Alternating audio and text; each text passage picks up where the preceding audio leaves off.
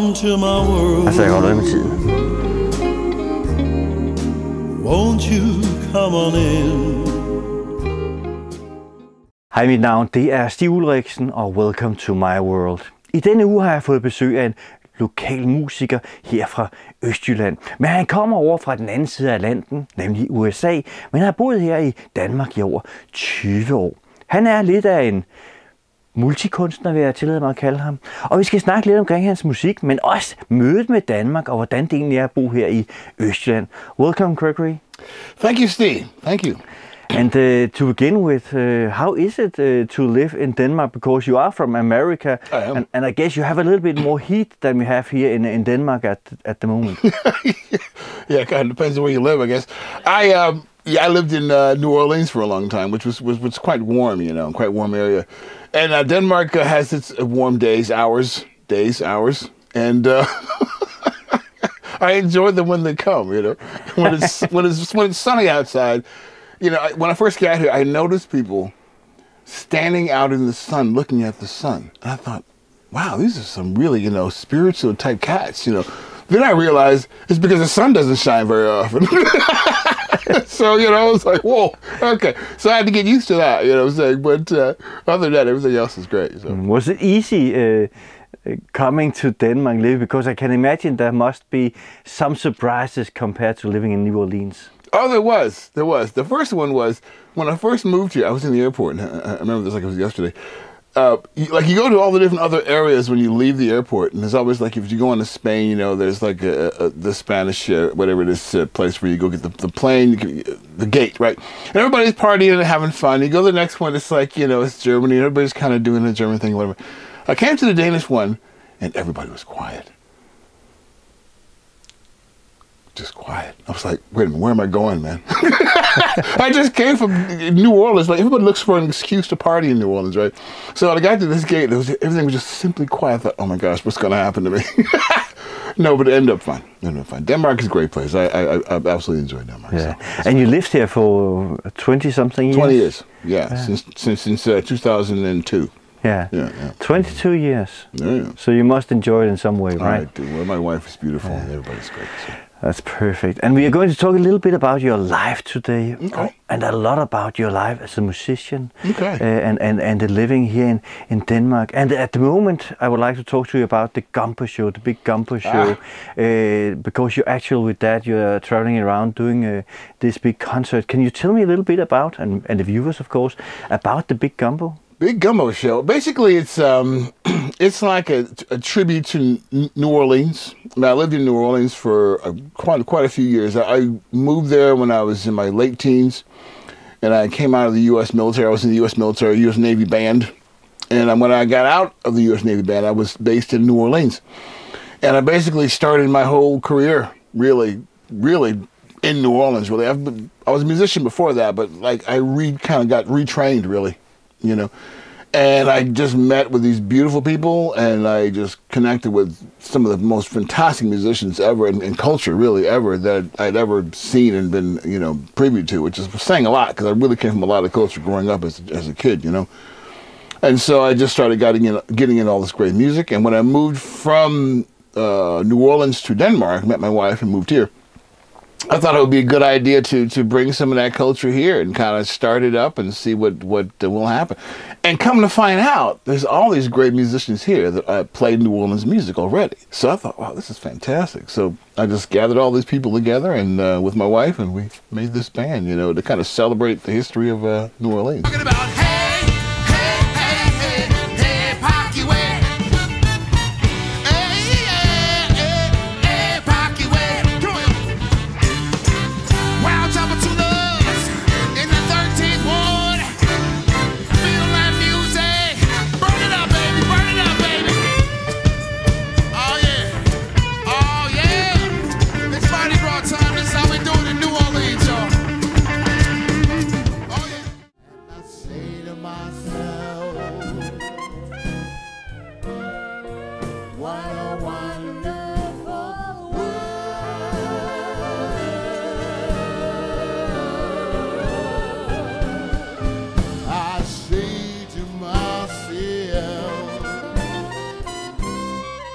What What a wonderful world. Yeah, and the big gumbo, where did the name come from? Well, it comes from this food. It's called gumbo. It's like a national. It's not so much a national rat, so to speak, but it's one of the meals that's in the sort of. There's a huge New Orleans kitchen. There's about maybe 7 or 8 meals that are really the standard meals of that kitchen, and gumbo is one of those meals. And it's really a combination of all these different foods put together, and there's a roux involved, there's like a sort of a base of the food, if you will, and you add all these different ingredients. And a lot of them are African, a lot of these different ingredients, okra, for example, and it's just national food, and it tastes great.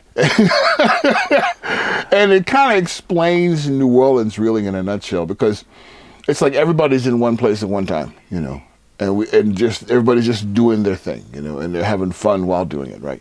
So gumbo is kind of that idea. It's like when everybody's in one place at one time, just kind of doing it, So that's the reason you came up with that name, because of the show also have this many ingredients. Exactly, many ingredients, many different eras of New Orleans. Because we started at the very beginning. We started off with the Mardi Gras Indians, or the Black Indians, which were this group from New Orleans that commemorate the time when African-American slaves and American Indians banded together to fight against oppression at that time.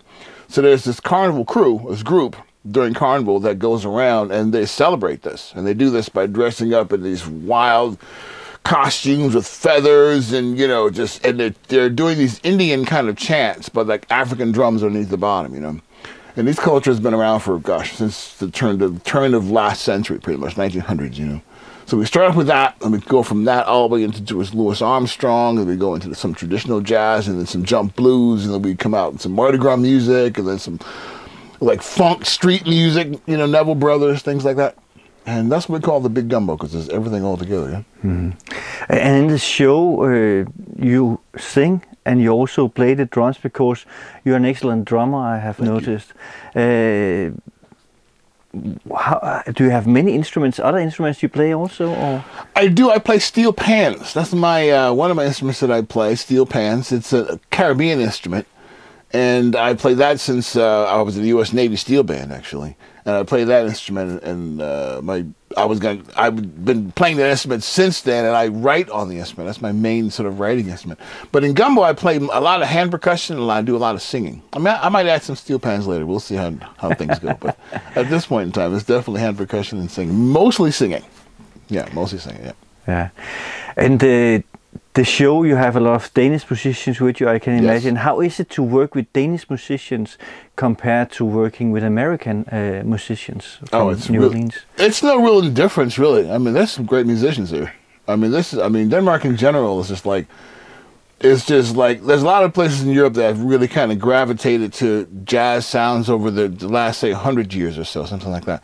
And Denmark is one of those places, definitely. Denmark is the Paris, Italy to some extent, definitely Germany, It's like different countries have, traditionally allowed African-American musicians, quite frankly, to perform a lot and been influenced by that really heavily. Denmark is one of those places. And you can feel the lineage, you can feel the DNA. You can definitely feel that. There's a certain kind of, when you go out and hear jazz, it's kind of dealt with differently. Like people, you can tell it's been in the system and in the school systems and in the sort of teaching arenas, for some time, And so you're certain things you just don't think about. Like I don't, I don't have to have it explained. I don't have to explain to anybody anything like that. I just walk on the stage and everybody's like, boom, So, and I can say that with gospel music too, actually. You sing a lot of gospel. I do. I sing a lot of gospel, and you can hear that too. People are very influenced by that. I don't know much about it, but isn't it like everybody in America sings gospel in some way because they grew up with it, right? In some way, I mean, that's a very good way to put it. I mean, in some way, yeah, really, and that's black and white. That's everybody. It's everybody, because this just comes from a very deep place in our culture, particularly black gospel, because it comes off the heels of slavery, and those sounds were just pushed into the lexicon of American thought, really, quite early on, One, because of the slave trade. That was a big deal, because black people were seeking spiritual emancipation as well as physical emancipation, quite frankly. And that music just simply rang a bell with everyone, even though you may have been racist, if you will, but it's still, you can't help but touch you, because if we all believe in God, then it's like there's some kind of connection that's going to take place. So as a result, that music kind of spread amongst all of the people in the U.S. Sure. And coming to Denmark and make a living as a musician, is there a big difference in America, New Orleans, where you're from, and in Aarhus, Østjylland, to make a living out of music? Is it different? Yeah, it's different. It's different. There's advantages to both ways, in both kind of systems, really. Like in the States, you're pretty much on your own. Like, there's no support mechanisms. There's no travel. What's it called? It's really good. I love this one. Travel support. Like, if you need travel support, you can get it here, which is really cool. Like, that's not going to happen in the States, like, ever. Okay. There's no guarantees in the venues. That doesn't really happen either. You're really on your own. But what it does is it teaches you to be on your own. Teaches you to be on your own. If you really want to do this in the States, you have to learn how to really do this, like how to like put everything together. I mean, there's no support. There's no net to catch you of any sort. Here it's different because there's a little bit of that, which leaves more time to think about the music, which is really like that just takes a large piece of stress off your back, really, to like be able to go, okay, I can focus on the actual show, I really could, So there's differences, Of course, that brings about differences in people too. You have different folks, and you have to kind of sift through the right people to work with. But it also challenges you, I guess, in America, because you said it before, you have to play on the door, very often, and if you play in clubs and places, you play for the tips. Many places in America, I noticed, and I was just some of the musicians, I have been watched over there. It's just so amazing. You would think, okay, have they been in Denmark, they would have been big stars, because they are just in another league, But they're playing for tips and for things like that. Do you think that's good for the creative here in Østjylland? Let's take that, because we are local. Does it do something for the creativity that you don't have to worry about where do I get the money for the next meal compared to America? It does do that. It does do that for some for your creativity, but also too, there's some grit involved. I must say that I miss a little bit sometimes. You miss it? Yeah, I miss a little bit of that grit. There's a little bit more nerve in it, or what? A little bit. Sometimes there's a grit, because if someone, like for example, I've gotten stiffed before, like a couple of times actually. Stiffed meaning, like, for people that don't understand what that means. That means like not getting paid at the end of the night, like. You can put in as many contracts as you want, but I've played a few clubs where you get stiffed. In Denmark or no, in the States. Okay. And there's this determination that goes in your head. It's like you just become this force to be reckoned with. You meet some of these artists and you wonder why they're so tough. That's the reason why they're so tough. It's like, was it James Brown used to carry a 45 pistol, and his master tapes and all the money in 2 suitcases when he went on the road. And and I know some of the guys from the band, and they would tell me the exact same thing. It's a real story, So it's like that's how you did it.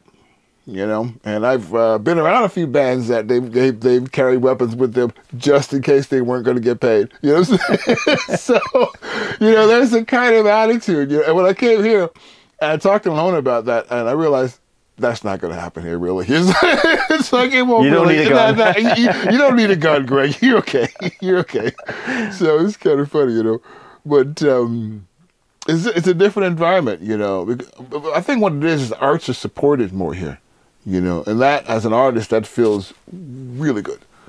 Like, art is supported by the people in the States. Art is supported by the government here and the people. So it's a whole different thing. Like, how you feel about yourself and what you're doing and why and all that completely changes, And it changes even more drastically when you're in Eastern Europe, even more drastically, So. Yeah. But now we're talking about the differences. I'm a little bit curious. I'm sure the viewers are curious also, because you have lived many years in Aarhus. Now you live in Ry. And is there a big difference compared to living in Aarhus or Ry compared to living in New Orleans? What is the big difference in the living, the normal day life? No, Ry is way quieter. It's so relaxing there, man. I mean, it really is. I mean, we dreamed about living there for so long. Actually, the area that we live in, we would go for walks and stuff, you know, almost every other weekend, and just imagine living there, really, because it's really quiet. I mean, there's deers hopping everywhere. There's rabbits, little Peter Cottontail hopping everywhere. You know, it's really sweet. It really is. Like every morning I walk up, I'm expecting to hear a bunch of cars go back and forth, and it's like quiet. It's like, oh gosh, you know. Ours was cool because it was just a good town. Ours is a nice town. It's just well laid out, and, you know, everything's kind of there. And, you know, I mean, where we lived in the edge of Aarhus. We lived in, like, in Vibu. So it was, like, right at the edge. So whenever we wanted to just leave, you know, and go to the forest or something, we just can go do that, you know. So that was cool. Yeah, but I can imagine that Aarhus compared to New Orleans. Did you live inside New Orleans or? I lived I lived in town, sure. Because of course there's smaller cities in the area of New Orleans also. But if you just look at New Orleans, it's a very big city compared to Aarhus even. Yeah, right? But New Orleans is really strange. I mean, you have to get accustomed to things just happening. You have to be okay with things just, like, for example, you can go downtown and you'll be having your coffee, you know, drinking, you know, beignets or some beignets or something. And there'll be a brass band will come by.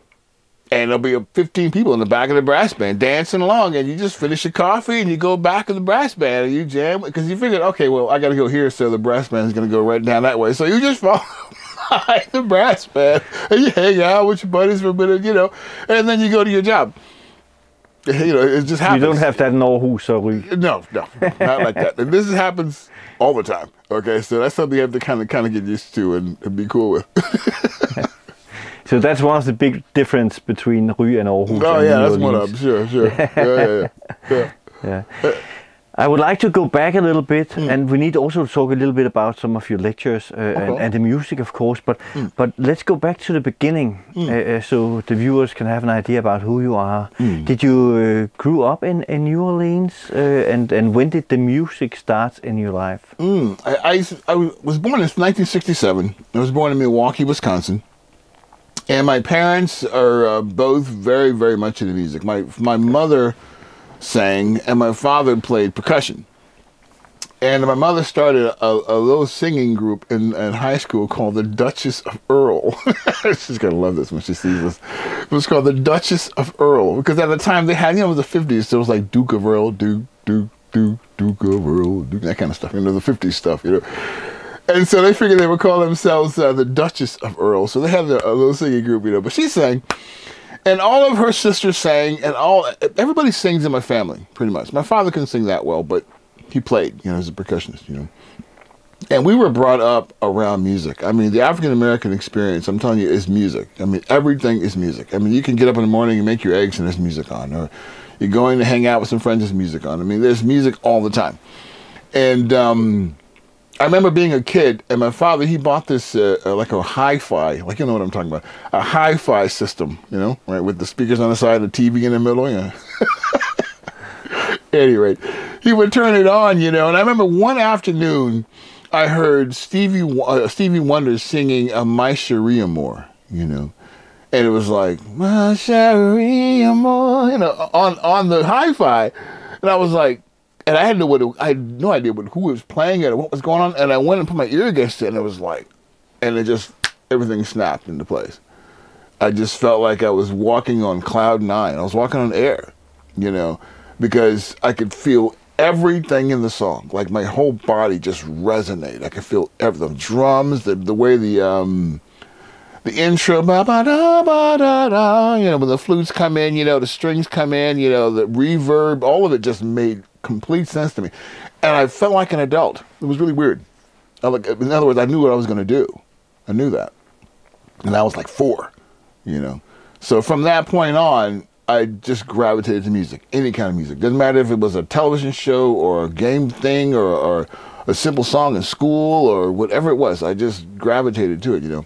And so my father started noticing and helping me with that. Yeah, and what about your father was a percussionist? Did he learn you how to play? He did. He had a set of bongos, he had a set of congas, and we would sit around the house, and he would pick out the pots and pans and stuff, and be beating on these pots with us, and we'd be jamming us, you know, playing these little rhythms and stuff, you know. And I just thought it was amazing. I really did, you know. So later on in life, some things happened in our family, and our family had to break up a little bit. But as soon as we came back together, we were living in Detroit for a while, and that's where kind of a lot of the musical sounds were happening, Because we lived down the street from Aretha Franklin. Aretha Franklin lived in our same block, and her father had a church, in the other block, in the other direction, And there was all these Motown guys that lived where we lived. Because I was born in Milwaukee, like I said, but we moved to Detroit, Michigan. And at that time, that's when music really started coming out. And it was still a big car city at that time. Oh, it's huge, right? huge. Cars were everything, man. I mean, I remember getting up in the morning, and we lived away from the interstate. We lived in a really nice area called LaSalle Gardens, but you could still hear the cars on the highways, just there's this kind of sound, that I haven't heard in years, actually. But it's like the sound of a bunch of cars on the interstate at one time. And that's the ways to wake up to in the morning, But, yeah, it's beautiful. Did your mother and father make a living out of the music? Or did they have to do something else also? They didn't. My father did for a while. He cut a couple of sides. His brothers, my Uncle Tim was his name. He was a singer. And they would get together and they started, recording and cutting sides, they call it, cutting sides, And they cut a few sides. One of them was called Turtle Rock. It was a song they recorded in 1962 or 3, something like that. And the other one was called Teenager's Prayer, And, it was perfect. It was that, era, where, you had like a dance song that went with a dance. It was like a turtle dance, something you did with your head or something. I don't know what it was, And they put it on a 45. So on one side it was Teenager's Prayer. On the other side it was the Turtle Rock, And they released it, and they got it out on local radio and local jukeboxes, so that's what they did.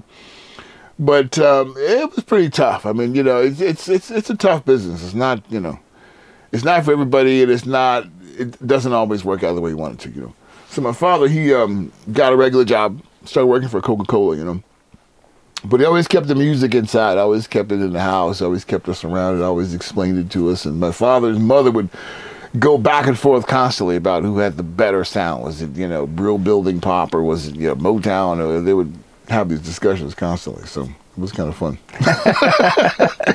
And what about when you became older and the music was still in you, and you had learned to play the drums, I guess, and things like that? Did you learn to play other instruments as a kid? I mean, many young boys would like to play the guitar because that's where the girls are, Yeah, sure. Did you learn to play things like that also? I did, but it came later. It started when I was about 3rd grade. I started becoming more interested in playing.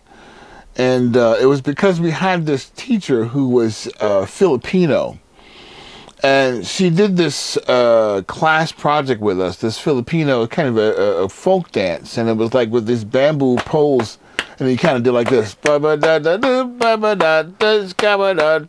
remembered it was in 3. And I kept counting, but the song was in 4.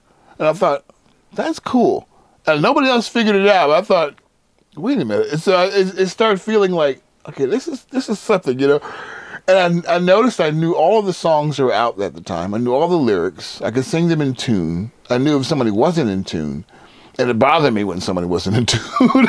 So, kind of like my son, It just bothered me, And so I started gravitating toward, like, what am I going to do about this? I didn't know quite what to do about it, But as I got into the 4th grade, my father and mother bought me a snare drum, marching snare. And I joined the school band, And then from that point on, I just started focusing on music, pretty much. Yeah. That was 4th grade, yeah. And it was always the drums that was the instrument for you? At first it was drums. Yeah, it was pretty much drums, because drums are mallet instruments, like vibraphones and xylophones and marimba, that kind of thing. And I became quite proficient as a young person on those instruments when I joined in, when I went to junior high school, which was like 7th, 8th, and 9th grade, and that kind of thing. And I became quite good, actually, at that point, for a kid.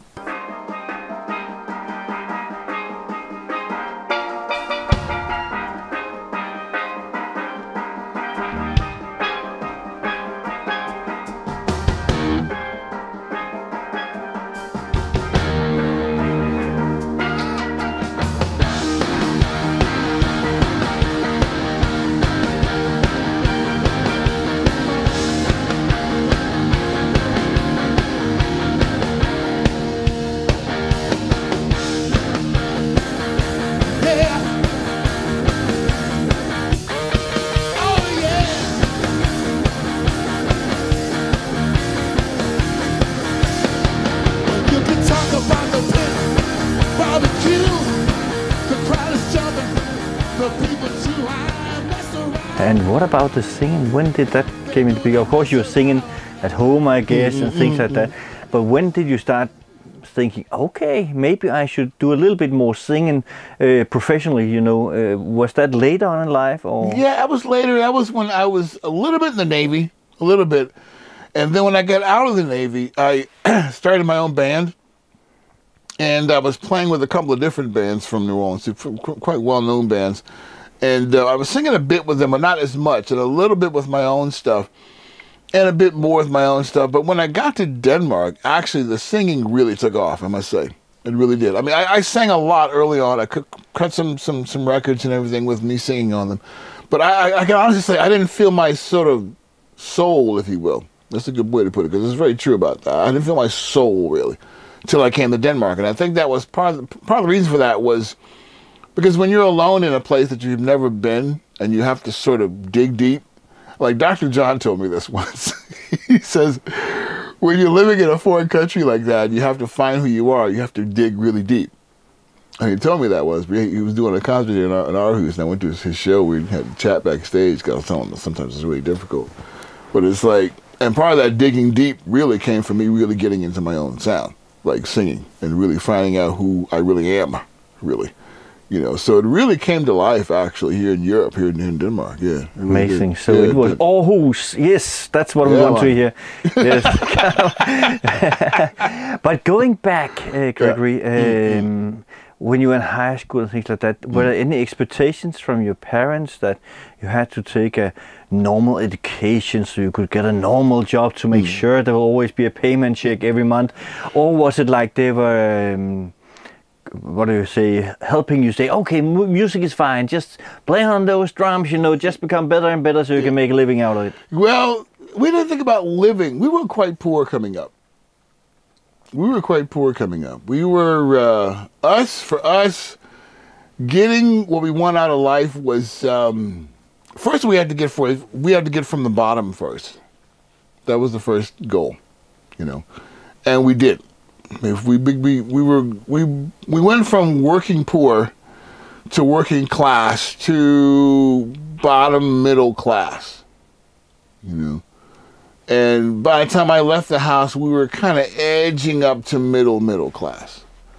And really, the thoughts of what you're going to do was very far from us, like straight shot wise. Because you have to understand, you know, like our family's like black family from a certain era of the U.S., you know. Like my folks came up very poor.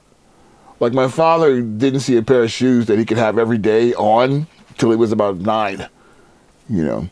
I mean, they had one pair of shoes. He wore those shoes on Sunday when they went to church. Every other day they ran around with no shoes on. And my mother and their family was not much better. Like my grandfather was a itinerant farmer, basically. He rode the rails. He got on trains and rode the rails, like they said all the blues songs. That's what my granddad did. He basically rode the rails. He would get on a train and they would go, yeah. So they had a big hope for you to take some kind of education? They had some hope. They had a lot of hope, but going back to my situation, it's like, by the time it got to me, you can honestly say I was the first one of another line of thinking, really. So it was up to me and my brothers, really, to kind of come up with where the family is going to go, quite frankly. So I myself decided that I wanted to be an artist and I wanted to pursue it as hard as I possibly could and do the best that I could with it, or be in business, go to college and go to college of business, or do both, which I did. And it's again interesting, we talked about it earlier, you know, the difference between Aarhus, Østjylland and America is that here in our part of the country, in Denmark, we just expect that everybody has the possibility to go to university and take all these educations that they want, and they will be supported by the government. Which is great. You know, but that's not existing in America. No, not even close. It's very, very, very, very expensive to go to school. And a lot of people, they end up owing that money back in their 40s. You know, they're 40 years old and they still owe money from school, like a lot of money from school, you know. And that's why I tell all the young people that I speak to when I do my lectures, you know, it's like, guys, take advantage of that. That is great. I'm telling you. That is like the golden ticket. It really is. Like somebody's giving you a golden ticket. It really is, you know. So, yeah. We don't always see how lucky we are. No, I don't think so. There's a lot of students I talk to them, and I can tell they probably have never been told that before. But that's like, that's okay, I'm telling you now. But you played in the band. Let's go back to that. And Yep. and how did you end up in New Orleans? Was that because you got offered to come there and play music? Or what was the? It was with the Navy band, actually. I found out that the U.S. Navy Steel Band was based in New Orleans, Louisiana. And I thought, that's interesting. So I got there. I was really young. I had no idea what I was doing or what was going on, or had any clue what was happening. And I remember one time I went out and I got a cup of coffee somewhere in one of the coffee shops or something. And I'm walking down the street, and this little kid walks off in front of me, and he starts tap dancing. And I mean, he wasn't like tap to tip to tip. No. It's like tap dancing, you know. And I'm like, okay. And then he looks at me kind of cross-eyed, like, you're not impressed? Okay. And he goes back and he grabs one of these like tire irons, like a tire like from a bicycle, puts it on his head and spins this bad boy around. And it's spinning around. He's balancing with his tire iron tap dance. And I'm like, okay. So I keep walking. And all of a sudden, this other kid, he has a horn. One kid's got a trumpet, the other kid's got a trombone. And the one kid with the trombone gets up, and he's got a little friend with a tambourine. The kid with the tambourine's just going, like, just jamming, playing, you know? And the kid with the trumpet puts the trumpet to his mouth like it was another Tuesday and just start blowing the most blues I ever heard in my life. And this kid jumps on the trombone, whop, and comes on with him, you know? I was like, what kind of, you know? And I went home and said, no. Let me check this out. Let me check this out. So from that point on, I started checking out this town every single night. I mean, I looked at everything I could possibly look at, you know. And I just said, I'm staying here. I am staying here. I'll tell you what. And then I started realizing what was going on around me. And I realized I had to basically relearn all of everything that I learned. As a drummer, everything that I had learned, I had to relearn, basically. All the cool, you know, fusion licks I was learning from before. It's like, no, that didn't fly. Didn't fly at all. So it was like being in another country. All of a sudden, you know, I had to learn a new language. And it was a language actually that belonged to our country before the other stuff came out of it. It was the first language of music, New Orleans is. So it was quite amazing. Quite amazing. Yeah. And again, we Danes do not always understand how big America is, you know. The differences there's from the southern part of America and the northern part and west and east. There's a big difference on each state, right? Oh yes, definitely. Yeah, and living in New Orleans, then start learning the music. Was it difficult to make a living in the beginning, you know, and get accepted by them because you were from another state, you know, you were not one of the locals, you know. Was it difficult to get into the bands and get into the music and get something to do there? No, because I just had blind faith and I was just a little crazy at the time. You know, just this young, crazy kid who knew I could play. I know I can play. You know, I know I have something to offer, you know. And I don't care what they think. That was How old were you back then? How old were you? I was about 19, then 20. you believe everything is possible, right? I knew everything is possible. I figured I got to New Orleans, I made a Navy band, I can play. you know, that's how I thought about it, you know. And I might not be able to play all that just yet, but I could play, you know. And I remember one evening I was thinking, maybe I should go sing it with somebody cool. Because I was thinking in my head, you know, maybe I would like to go play with some people and kind of really get in the scene and see what's happening. And just so happened, this woman named Charmaine Neville, who's the daughter of this guy who unfortunately left us too early. His name is Charles Neville, saxophone player, played with the Neville brothers of New Orleans. She had a band called the Charmaine Neville Band. And they were this kind of funky local kind of band. They did like New Orleans stuff, you know, some standard stuff, real book stuff, a lot of different things. But real funky and kind of commercial though in a lot of ways, you know, club band. And I thought, that would be the perfect band to go sit in with, you know, because I mean, my chops weren't great at steel pans yet, but I know I could kind of get in there and figure something out. But it was still a big deal because Charmaine was a pretty big name at that time. And I remember she came and played at one of the gigs we were playing at with the Navy band. And we had one stage, they had another. So I walked over and I said, you know, "Hi, Charmaine, how you doing? My name is Gregory." I didn't know who she was. But I just, "How you doing, Charmaine? My name is Greg. I'm with the Navy band, you know." And yeah, it sounds great. They can come in and play with your band and sit in, because you sit in a lot in New Orleans. One of the things you do is you go in different groups and you just sit in. And people will let you sit in, you know. And so I said, "Think I can come and sit in?" And she goes, "Yeah, sure, baby. Come on down to the club. It's Snug Harbor. Come down to the club. It's right downtown. You can't miss it." So in my head, I'm thinking, Snug Harbor, small jazz club, probably people smoking and the blah, blah. And she's sitting in the background. And yeah, I thought of it really, in my head, for some reason, I thought of it as really small.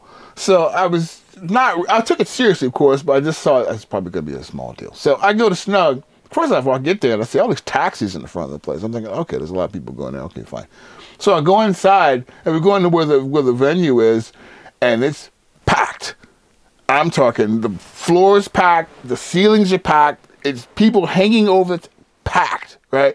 And I was like, okay. So I walked in, I got my steel pans, and Charmaine, she almost stops the band, because that's how she was. She'd be playing, she'd be like, "Oh, yeah, stop. Look, it's Gregory Boyd just came in. Yeah, these were the U.S. Navy band. He's playing steel pans. All right, everyone's clapping." Yeah, I'm thinking, oh my God, you know. Because, I mean, I knew the key of F and maybe B flat and a little bit of C at that time on my instrument. I mean, I could play parts, but I couldn't play, right? But I'm praying for real. In my head, I'm praying, like, "Lord, please give me a good key," you know.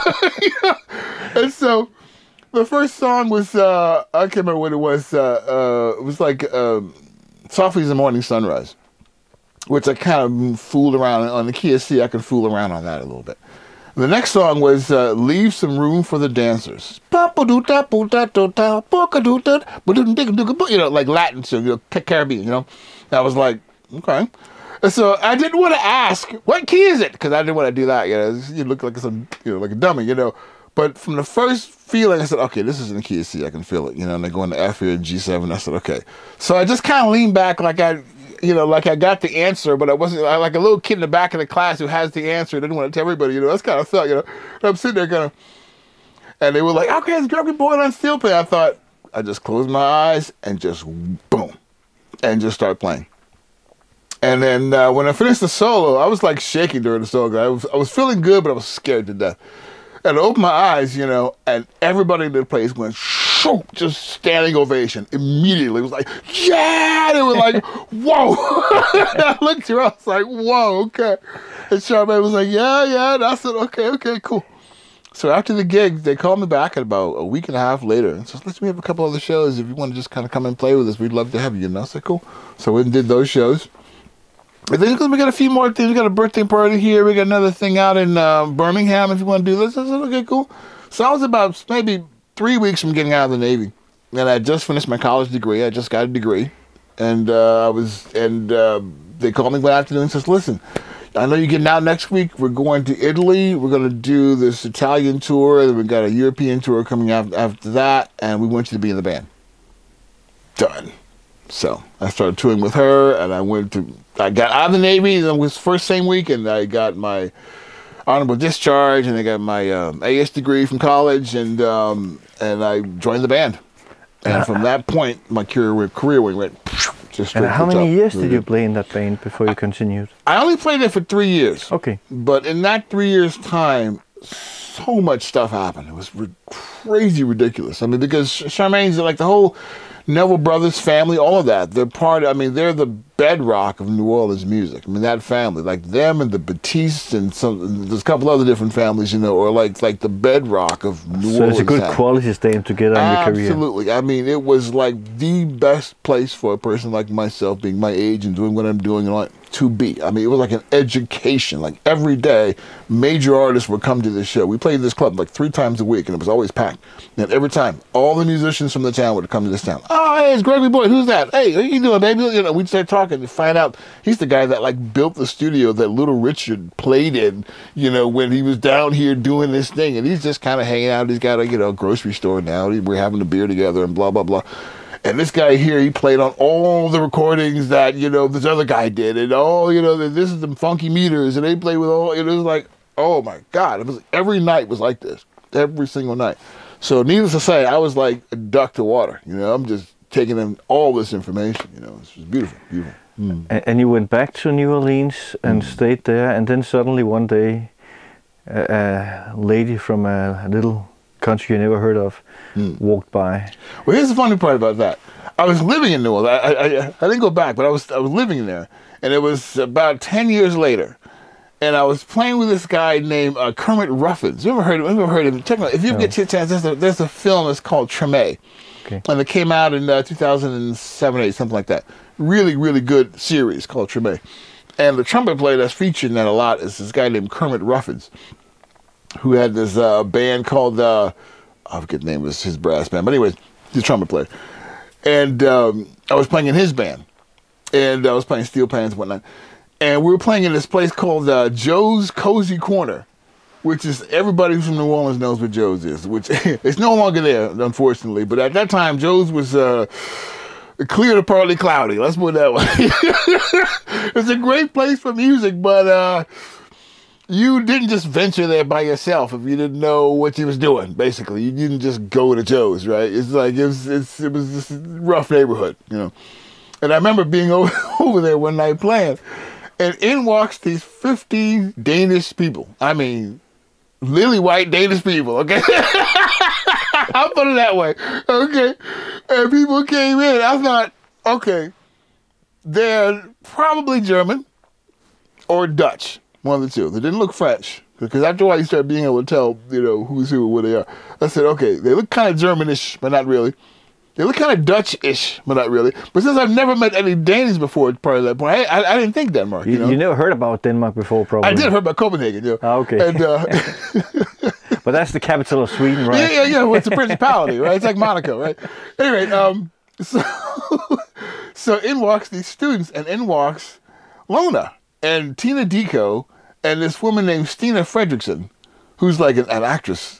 Stina Hendrickson. She's like a musician actress, you know. And they all and they all walked in together, and it was Stina and Tina and Lona in the middle, and all of a sudden the picture went just fuzzed out, and I just saw Lona, and I was like, I would like to marry her. That's the you knew that in the moment you saw just her. like that. I'm telling you, I knew it. I knew it. As soon as I saw her, it's like, that's the woman I want to marry. Was that because she was so brave to walk in that neighborhood without protection? That's part of it. I figure if they love music, boy, they must really love music, baby, because I'll tell you, this is a tough one, you know. But it was funny, though. And I saw her, I was like, I want to marry her. That's what I thought. I said it seriously, but I thought, yeah, but come on, don't be ridiculous. She's probably married already. She's got a boyfriend, whatever, you know. I mean, don't be thinking like that. And who wants to live in Holland, you know? Yeah, seriously. Or Germany. I'm kidding. So you got to talk together. I'm trying to think of a comeback. It's not coming yet. Anyway, so we were sitting there, and I thought, okay, I'll probably never see you again. So I'm going to play a solo for her. You know, that's what I just thought. Yeah, I'll play a solo for her. So I saw her, and I'm like, close my eyes, and I start playing. And I'm playing this pan solo, getting all in my thing, and I open my eyes, and she was right next to me, like in this chair, kind of leaning down, taking pictures of me. And I thought, well, that's pretty weird. So we kind of chatted. Now we actually didn't talk at all, really. She was kind of here, and we kind of saw each other, and we slipped by each other. And there was this guy named Joachim Oster, who plays bass with me now, who was with them at the time. And I asked him what her name was. He goes, oh, that's Lona. I said, oh, okay. And then after that, we just kind of, she went in one direction, I went in the other, and that was that. And then the very next day, I was working at this music shop called Louisiana Music Factory. And I was with this friend of mine, and we were, stacking records. I had this kind of part-time job at the time. And I said, man, I met this cool woman last night. She was from Denmark, and her name was Lona. And as soon as I said that, she walked right in the front door. Right in the front. That's what they call coincidence. It was coincidence. And we saw each other, started laughing like we had known each other for like 20 years. Just started chatting about all kinds of stuff. Actually, we didn't really talk. We just laughed a lot. And then by the end of the laughing session, she asked me if I wanted to go out and have some dinner with them. And I did, and we got to know each other. And the rest is history. The rest is history. Yeah. And did you? And what about you know, leaving America, going to Denmark, a country you probably never heard of before? Did you have any doubts about it? Any things saying, maybe I should stay where I know everything, compared to go to a country you do not even know what possibilities there is? I've always been very daring about my life. I really have. I've made some big, huge changes. You know, some of it was out of just because I just like to see things. I do. I have no issues with. I don't like when things get a little too safe. I get a little bit. I gotta start getting nervous, right? It's like, so it didn't scare me to do that so much. I think it was. I guess, you know, when you're older too, and you have to start a new language, you really do have to start at the beginning. You know, you're a child again. You really are. You have to assume that position, and you have to be okay with assuming that position, because it's not. That's how you are, really. And at first it was kind of cool, but eventually, after a while, it's like, okay, I'm Gregory Boyd. Okay, I'm an intelligent man. I'm not a child. You know. So it's like, it was very difficult. But then I came here for her, and I love her, and her family made me feel very welcome. You know, her father and mother. When I first met her, my father and mother, it was just like I've known them for 30 years or something. It was just really weird. That was actually really weird. We were just like, hi. I was like, that was really cool. I mean, it was no like, who is this man? And blah, blah, blah. No, none of that kind of thing at all. Was it difficult when you start living in Denmark to get out and be a part of the music life and get gigs and things like that, to get back into the music, I mean? It was at first, but a couple situations happened that really brought me right in. At first, it was difficult, but I knew a guitar player. I know a guitar player named Rasmus Hillebo. He's a guitar player. He's really a fantastic player, and he lives in the Copenhagen area. And he was living in New Orleans for a while and playing with this girl named Teresa Anderson, who's actually from Sweden. And I was playing in her band. So that's how we met. We met before I met my wife, that was a weird serendipitous situation. But he was living here, and when I first got here, I just thought, you know what, I'm just going to treat some of this like I'm in New Orleans and just go sit in somewhere. And it just so happened that Rasmus was playing downtown Aarhus with Burning Red Ivanhoe, with Kim Menser in Burning Red Ivanhoe. And I didn't know who Kim Menser was, but I came into the gig, and I asked Rasmus, you think he'd let me sit in? I goes, we have to ask him. So I went over to Kim, and I said, Kim, and he goes, hey, man, you know, Kim, hey, man, how are you, man, you know? I said, listen, man, I'm from New Orleans. My name is Gregory Boyd. I play steel pans, and do you mind if I sit in? And he gives me this look, is like, yeah, man, please, come on. And then he says, we had a great time. And after the gig, he's like, you know what? I've been doing Burning Red Ivanhoe since about 1969, and no one has ever asked to sit in. I remember that, man. So from that point, we just started playing a lot together. But I guess also that you come with something special. You also come with a sound that I guess nobody else has in Denmark, or at least very few of them have.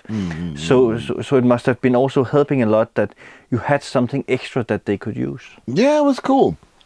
But that was one situation. Like the other one was, I was looking to be activated in the samfund, if you will, you know, and I really wasn't making any money really yet. So I was trying to find a way to do that, and so there was a support mechanism where I could get like dowping or something like that.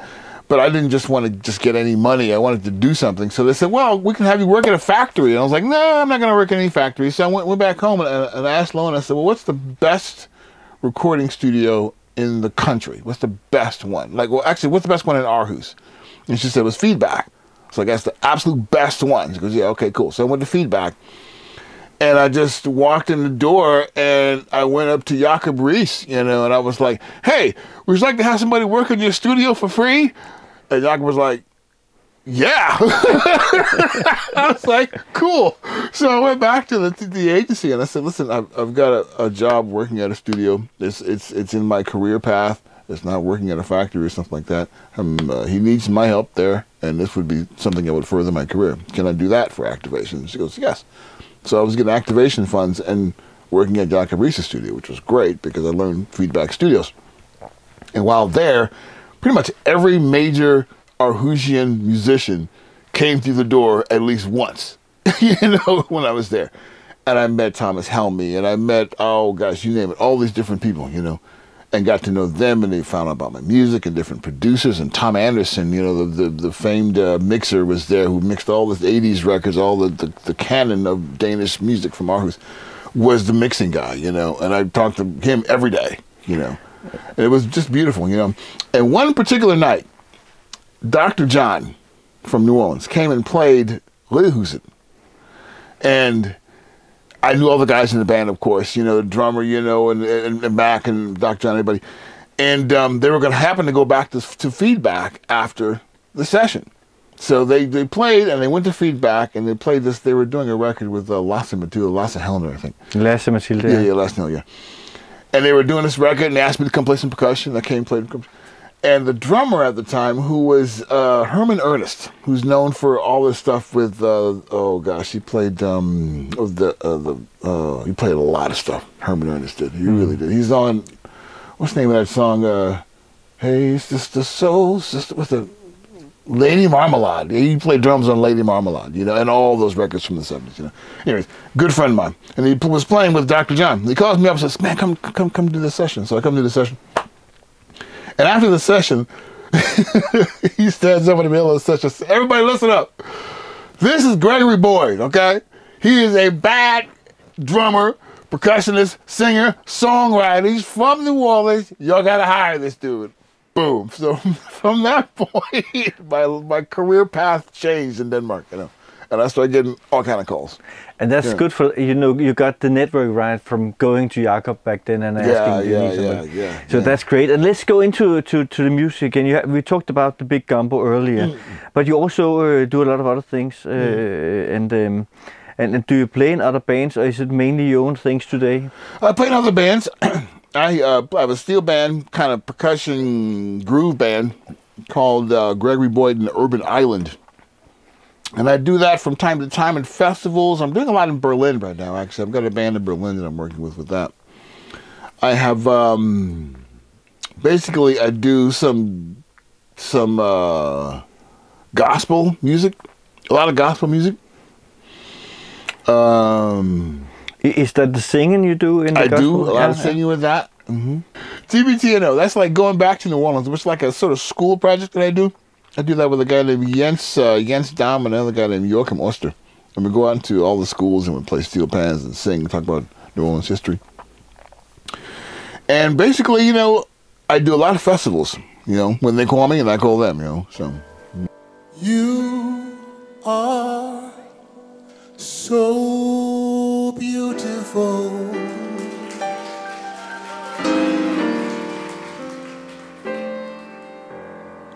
To me,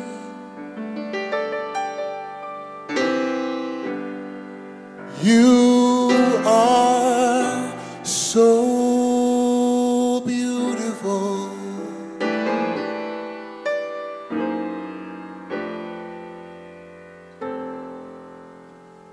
To me. That's great. And you also do another thing. You go around doing lectures. You said that about schools. You have a lecture called Black in the USA. Black in the USA. And what is that about? And how can it be used in the schools in Denmark? Well, Black in the USA is about my experiences coming up in the United States as a black person, being born in the late 60s until now, which is a very specific kind of time frame, really.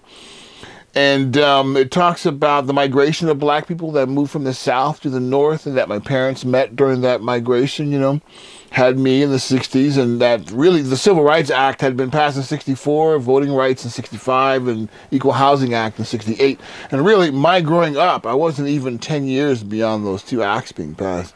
And I felt the effects of some of that as a child. You know, I mean, I felt the feeling of us as children having to deal with my mother being in rather extreme poverty, you know, very, very far on the working class poverty level, and having to deal with that as a child, knowing what poverty is, what it feels like to be hungry, if you will, and knowing that there's certain things you're just not going to get, really, in your life.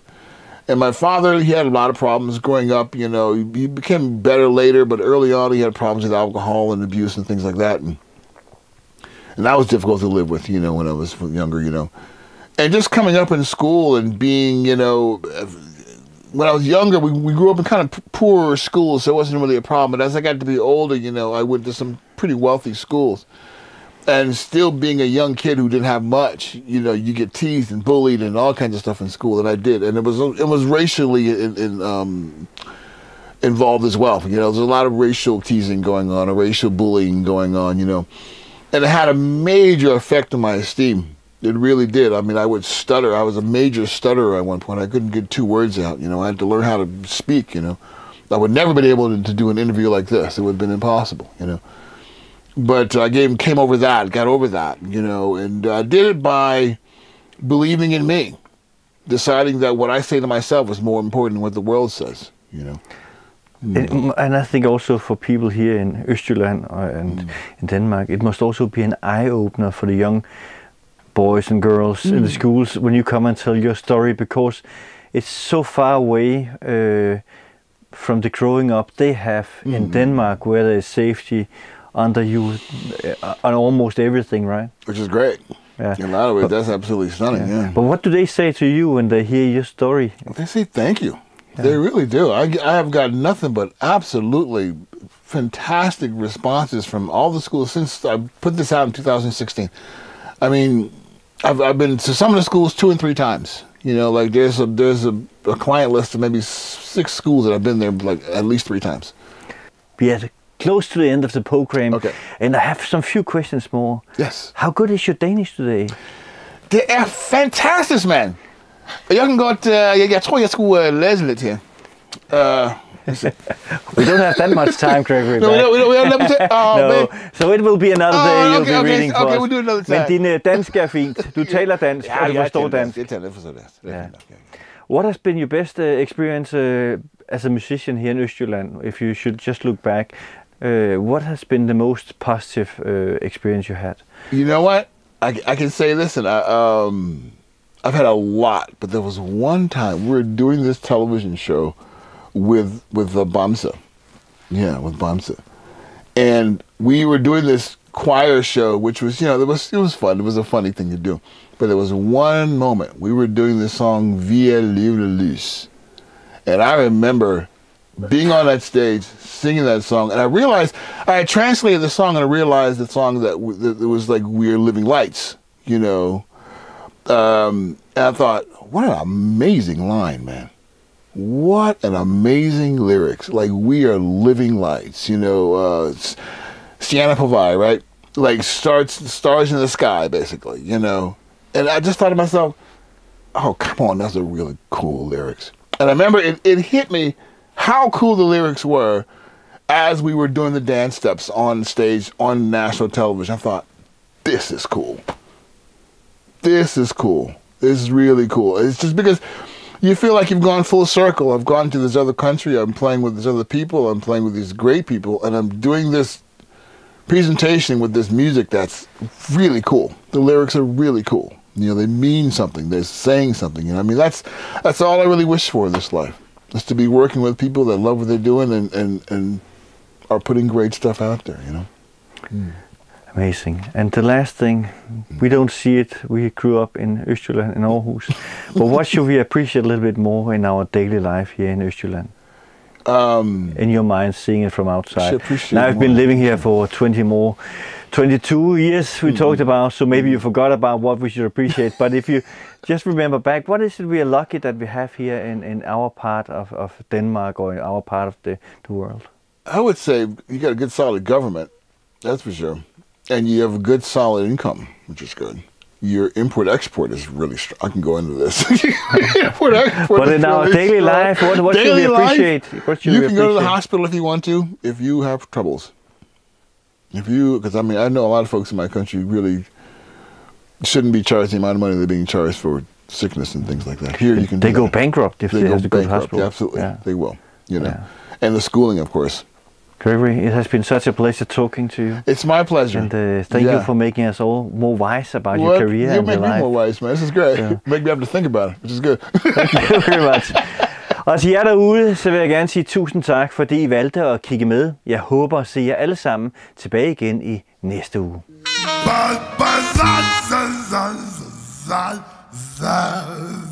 Whoa.